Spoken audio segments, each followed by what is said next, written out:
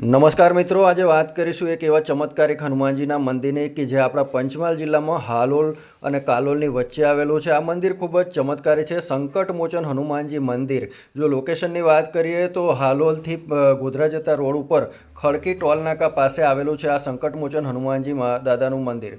એવું કહેવાય છે કે આ હનુમાનજી મહારાજના દર્શન કરવાથી દરેક સંકટો એ ભક્તોના દરેક કષ્ટોને દૂર કરતા હોય તેવી માન્યતા લોકોમાં છે અને અહીંયા ખૂબ જ મોટી સંખ્યામાં લોકો દર્શન માટે આવતા હોવાનું નજરે પડે છે.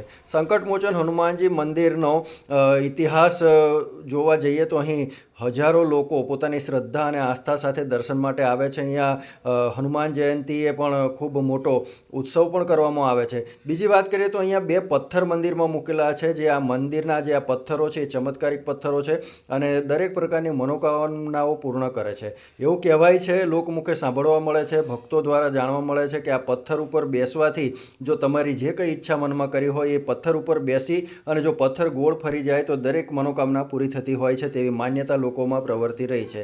સંકટમોચન હનુમાનજી મહારાજના આ મંદિરની અંદર દરરોજની વિશાળ સંખ્યામાં ભક્તો દર્શન માટે આવે છે.